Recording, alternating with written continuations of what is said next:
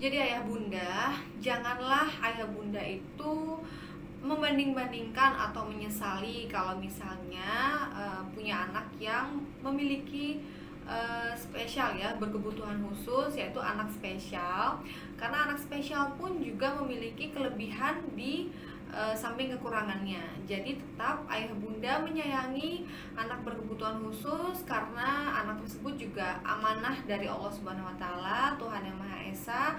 Jadi pesan saya untuk tetap disayang, tetap diperhatikan, dan juga jangan lupa untuk disekolahkan.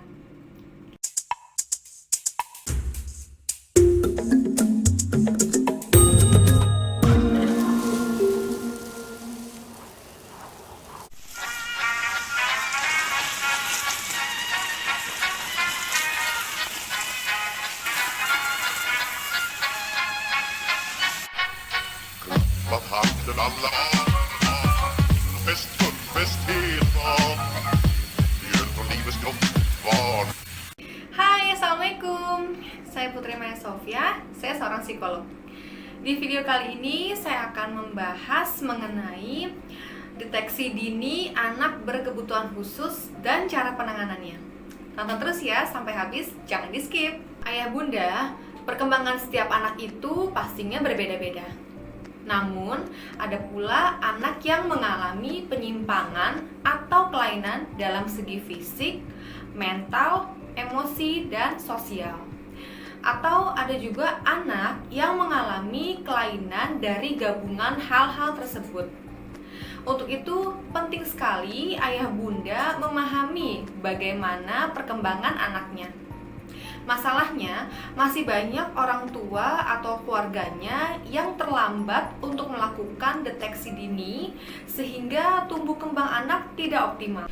Penyebab terjadinya anak berkebutuhan khusus itu yang pertama adalah herediter. Ini herediter itu lebih sering dikenal dengan genetik, yaitu kelainan kromosom. Pada kelompok faktor penyebab herediter ini masih ada kelainan bawaan non-genetik seperti kelahiran prematur dan BBLR atau berat bayi lahir rendah, yaitu berat bayi lahir kurang dari 2.500 gram. Nah, ini merupakan resiko terjadinya anak berkebutuhan khusus. Kemudian yang kedua, faktornya adalah infeksi. Ini merupakan suatu penyebab dikarenakan adanya berbagai serangan penyakit ya, penyakit infeksi yang dapat menyebabkan baik langsung maupun tidak langsung terjadinya kelainan seperti infeksi TORCH, toxoplasma, rubella, cytomegalovirus atau dan herpes. Kemudian polio, meningitis dan sebagainya. Kemudian yang ketiga, keracunan. Jadi munculnya fetal alcohol syndrome adalah keracunan janin yang disebabkan ibu mengkonsumsi alkohol yang berlebihan. Jadi kan kebiasaan kaum ibu mengkonsumsi obat bebas tanpa pengawasan dokter merupakan potensi keracunan pada janin. Jadi jenis makanan yang dikonsumsi bayi yang banyak mengandung zat-zat berbahaya itu juga merupakan salah satu penyebabnya terjadinya anak berkebutuhan khusus. Kemudian yang keempat, trauma. Kejadian yang tidak terduga dan menimpa langsung pada anak seperti proses kelahiran yang sulit sehingga memerlukan pertolongan yang mengandung resiko tinggi, atau kejadian saat kelahiran saluran pernafasan anak tersumbat sehingga menimbulkan kekurangan oksigen pada otak atau asfeksia. Kemudian terjadinya kecelakaan yang menimpa pada organ tubuh anak, terutama pada bagian kepala. Yang kelima, kekurangan gizi. Masa tumbuh kembang anak sangat berpengaruh terhadap tingkat kecerdasan anak, terutama pada 2 tahun pertama kehidupan. Kekurangan gizi dapat terjadi karena adanya kelainan metabolisme maupun penyakit parasit pada anak seperti cacingan. Banyak orang tua yang mengira ABK atau anak berkebutuhan khusus itu hanya autis dan Down syndrome saja. Padahal masih banyak lagi jenis-jenis anak berkebutuhan khusus lainnya. Oke, apa saja ciri-ciri umum dari ABK atau anak berkebutuhan khusus? Yang pertama, apabila kita menatap mata anak tersebut, maka anak tersebut akan mengalihkan pandangannya dari kontak mata kita. Yang kedua, raut wajah anak terlihat datar tanpa ekspresi, tanpa motivasi, dan tanpa keinginan, walaupun mereka dalam keadaan sedih, senang, kalah, maupun menang. Yang ketiga, secara fisik, mereka memiliki fisik yang bagus, namun akan terlihat saat kita ajak mereka untuk berdiskusi, yaitu anak tersebut kadang tidak memperhatikan atau mendengarkan apa yang kita bicarakan. Mereka kadang sulit untuk menyampaikan pendapatnya, berbicara dengan cadel, menyampaikan dengan kata-kata yang kurang jelas artikulasinya, bahkan dengan jawaban yang tidak sesuai dengan pertanyaan. Yang keempat, jika anak kita bawa pada suatu lingkungan yang banyak anak seusianya, anak tersebut cenderung tidak mau bergaul, namun memilih untuk bermain sendiri. Jadi seakan-akan mereka itu memiliki dunianya sendiri yang tidak mau diganggu oleh orang lain. Yang kelima, anak sering berbicara sendiri, bermain sendiri, dan menjauh dari lingkungan pergaulan. Anak berkebutuhan khusus itu dibagi dalam dua gangguan, gangguan akademik dan gangguan perkembangan perilaku.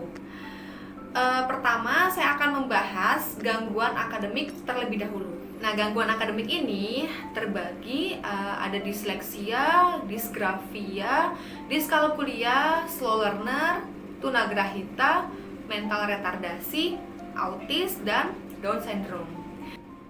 Yang pertama yaitu disleksia atau kesulitan membaca dan mengeja. Anak disleksia itu dengan ciri-ciri yang pertama, anak terlambat berbicara, kemudian artikulasi tidak jelas dan terbolak-balik, kesulitan mempelajari bentuk dan bunyi huruf-huruf, kemudian bingung dengan waktu, kesulitan mencerna instruksi verbal yang cepat dan berurutan, kesulitan mengingat urutan abjad dan urutan hari, lamban dalam menulis, jadi saat didikte atau menyalin itu dia lamban dalam mengerjakannya. Kemudian jika membaca, bukan mata yang bergerak, tapi kepala bergerak ke kiri dan ke kanan. Ciri-ciri lain, usia 9 tahun anak tersebut masih mengompol. Ini ada contoh-contoh penulisan dari anak disleksia. Ada addition, omission, inversion, reversal, dan juga penulisan huruf suka terbolak-balik. Bisa di pause ya buat ayah bunda yang mau ngeliat, karena ini mungkin kecepatan video penulisannya. Penanganan untuk anak disleksia, jadi kita harus menyemangati dan membujuk anak tersebut untuk membaca buku serta mendiskusikan isinya bersama-sama. Hindarilah mencela saat anak melakukan kesalahan dalam membaca, agar kepercayaan diri anak tersebut dapat dibangun. Demikian pula dengan melibatkan bantuan teknologi ya, seperti program komputer dengan perangkat lunak pengenalan suara. Lalu berilah reward jika anak bisa menyelesaikan tugasnya dengan tepat. Kemudian berikan dukungan dan juga menjalani psikoterapi dengan psikolog. Kemudian gangguan akademik yang kedua yaitu disgrafia atau kesulitan dalam menulis. Dengan ciri-ciri dalam menulis, nanti ada yang ukuran hurufnya itu ada yang besar dan kecil, jadi campur-campur, atau ukuran hurufnya tidak sama atau tidak beraturan. Lalu tidak ada spasi, bentuk huruf tidak jelas, posisi huruf pada garis mepet, jadi di buku tulis itu pada garisnya mepet sekali ya dalam penulisannya. Jadi menulis di atas garis, bukan di dalam kolom, seperti itu. Kemudian ada kesalahan dalam memegang pensil, berbicara dengan diri sendiri saat menulis, kemudian ketika menulis atau menyalin sangat lambat. Penanganan untuk anak disgrafia, ayah bunda dan juga guru perlu mengidentifikasi secara cermat atas semua gejala disgrafia yang muncul pada anak. Dari identifikasi gejala tersebut, ayah bunda dan juga guru dapat mempelajari, memilih, dan menetapkan strategi yang tepat untuk membantu anak dalam belajar menulis. penanganan anak disgrafia secara dini akan lebih dapat membantu anak tersebut belajar menulis dan anak menjadi tidak frustasi. Kemudian berilah reward jika anak tersebut dapat menyelesaikan tugasnya dengan tepat. Berilah dukungan dan juga menjalani psikoterapi dengan psikolog. Gangguan akademik yang ketiga yaitu diskalkulia atau kesulitan dalam berhitung. Dengan ciri-ciri yang pertama, kesulitan dalam berhitung dasar. Kemudian bingung membedakan dua angka, misalnya 7 dan 9. Kemudian 3 dan 8. Kesulitan memahami konsep waktu dan arah. Kemudian bingung membedakan urutan benda besar ke kecil dan sebaliknya. Penanganan untuk anak diskalkulia. Jadi ayah bunda dan juga guru dapat melatih anak secara bertahap untuk memahami dan menguasai simbol angka. Kemudian membantu anak dalam memahami soal cerita pada konsep matematika dengan cara menghadirkan benda-benda yang disebutkan dalam soal secara visual. Lalu melatih anak untuk mengerti dan menguasai nilai pada uang. Nah, ini dapat dilakukan dengan berlatih berbelanja sendiri ya, mulai dari sejumlah barang yang sedikit sampai dengan yang cukup banyak. Kemudian anak dilatih untuk melakukan ordering atau mengurutkan dan seriasi pada suatu objek. Misalnya, mengurutkan bilangan dari yang terkecil sampai terbesar. Anak dilatih menghubungkan objek, misalnya menghubungkan gambar 5 gelas dengan lambang bilangan 5. Matematika dapat digunakan dalam aplikasi kegiatan sehari-hari. Misalnya, anak diajak untuk menghitung jumlah kursi yang ada di meja makan, menghitung jumlah pensil yang ada di kotak pensil, dan lain sebagainya. Lalu memberikan pujian ketika anak sudah menunjukkan kemajuan dalam memahami konsep matematika. Namun, jangan terlalu menekan anak ya, ayah bunda, untuk pandai berhitung. Memperbanyak contoh-contoh konkret dalam memberikan pemahaman pada konsep yang abstrak. Misalnya, dengan menghadirkan alat peraga yang mempermudah anak untuk mulai mempelajarinya. Karena dengan adanya bantuan alat peraga atau benda konkret, itu berfungsi untuk membantu anak dalam pemahamannya akan konsep abstrak yang belum bisa dikuasai. Tentu hal ini merupakan strategi untuk melatih visualisasi anak yang perlu mendapat perhatian. Lalu berilah reward jika anak menyelesaikan tugasnya dengan tepat. Kemudian berilah dukungan dan juga menjalani psikoterapi dengan psikolog. Gangguan akademik yang selanjutnya yaitu slow learner atau lamban dalam belajar. Dengan ciri-ciri rata-rata prestasi belajarnya rendah, kurang percaya diri, menyelesaikan tugas-tugas akademik sering terlambat dibandingkan teman-teman seusianya. Kemudian daya tangkap terhadap pelajaran juga lambat. Penanganan untuk anak slow learner, yang pertama, ayah bunda dan juga guru pahami bahwa anak tersebut memang membutuhkan lebih banyak pengulangan ya, 3-5 kali untuk memahami suatu materi daripada anak lain dengan kemampuan rata-rata. Maka dari itu dibutuhkan penguatan kembali untuk melakukan aktivitas praktek.